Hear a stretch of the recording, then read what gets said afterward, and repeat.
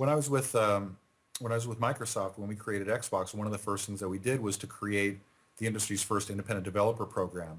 It became very clear to me that that at the time, Nintendo, Sega, Sony, they were really only interested in working with large publishers. And in fact, if you weren't a large publisher or aligned with a large publisher, you couldn't even get access to development tools that would allow you to start developing these titles. So we intentionally created something that was called the Xbox Independent Developer Program that gave people the opportunity to get access to development tools and to create things that then they could go and take out to publishers with an eye towards bringing them to market. And I think that that's been a hallmark of Xbox from the start, and it's something that I would hope that they would reinvigorate and re-energize. When I was at PAX East interviewing a lot of the indie guys, one of the things that we heard over and over again was that their game was coming to Xbox Live Arcade. So I think that from that perspective, that spirit was alive and well, that was one of the platforms that they were choosing for launch. Yes. Very cool. So on the subject of the time you spent with Microsoft on the original Xbox team, what is kind of your fondest memory of that original Xbox experience? If you had to pick one golden moment of that big important section of time in the advent of console gaming, what would it be for you? Well, if I was to pick one moment from sort of my time spent with Xbox, how could you not choose the moment when Bill Gates went on stage at the Game Developers Conference and told people that we were actually doing this?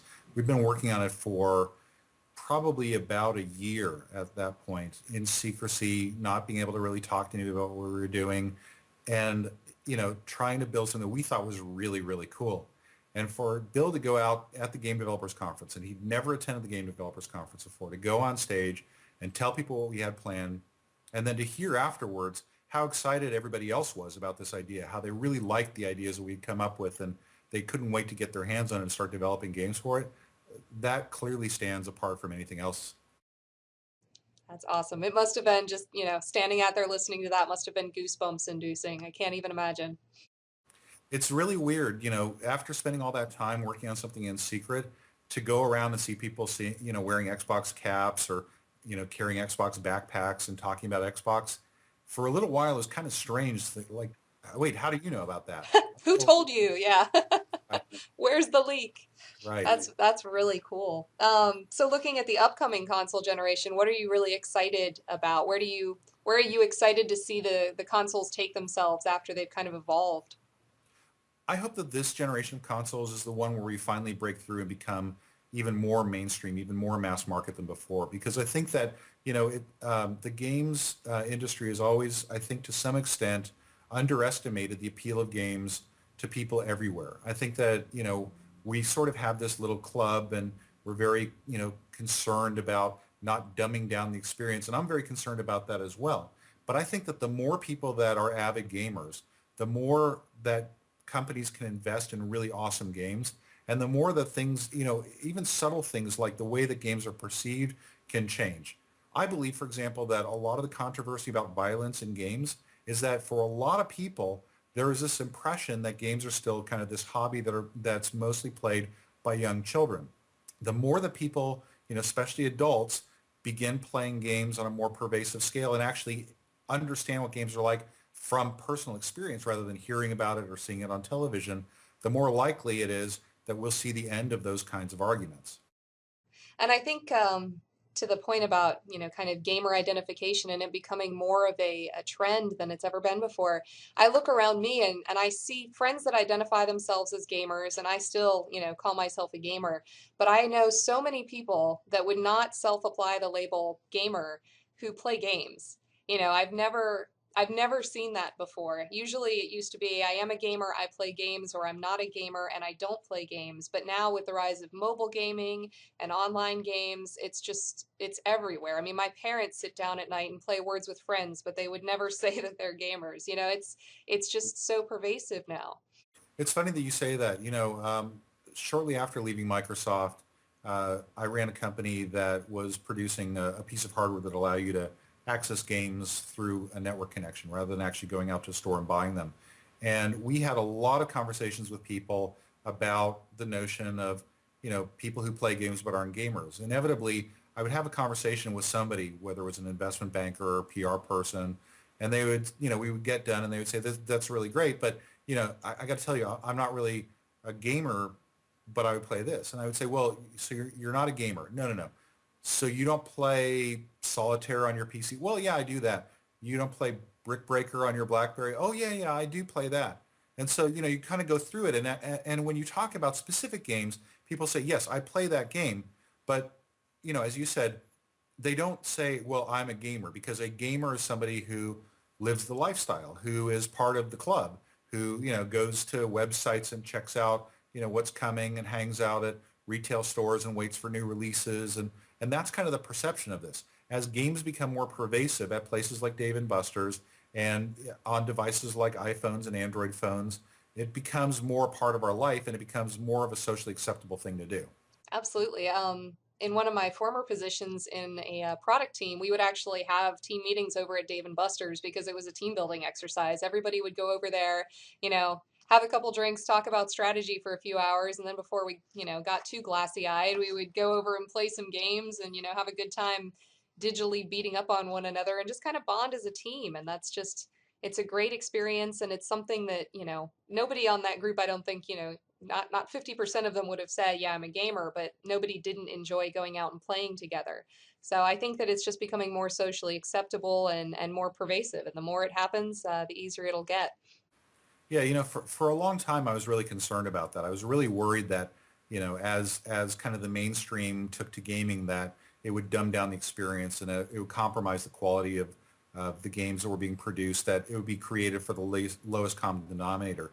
But if you look over the last 5 years or so, you'll see that the exact opposite has happened. We've seen clearly a lot of very mainstream games, but also if you look at games that are designed for the hardcore, that are designed for gamers, you're seeing a lot more of those kinds of games produced, and you're seeing a lot of features in mainstream games that appeal to gamers. So you have multiple different levels. You can have a very kind of surface experience with certain games, but then you can go back and you can play them to a greater depth and have a very different kind of experience than somebody who is approaching it as a novice. And I think that's fantastic. Um, so in the next gen kind of run up to the holidays here, from what we know, I know they haven't made all the announcements yet, but are there any big areas you feel they've missed out on? Is there anything you wish they'd capitalized on that you think won't be launching with this next generation of consoles? Not really. I mean, for me, I'm impatient. And so there are a lot of things that both Sony and Microsoft have talked about that I wish were here immediately. I wish that you had the ability to play games remotely via Gaikai on PlayStation 4 from day one. I wish that you had the ability to play a brand new Halo game the day that Xbox One launches. But those things will come over time. It's tough to be patient when you see all this kind of stuff. But unfortunately, that's kind of the name of the game. So I have to ask, as one of the designers for the original Xbox, how did you guys feel about the naming of the Xbox One console? Do you think there's any kind of potential for confusion there, or did you really like where they went with it? So I got to tell you, one of the greatest things about Microsoft naming the new Xbox One, is that one of the guys who worked for me on the original project, actually the guy who was responsible for the independent developer program, when we decided to name it Xbox, ran out and got his own personalized license plate for his car that said Xbox 01. So of course, the minute that Microsoft decided to call the new Xbox One, he took to Facebook to say, hey, thanks Microsoft for making my license plate relevant again. That is so excellent.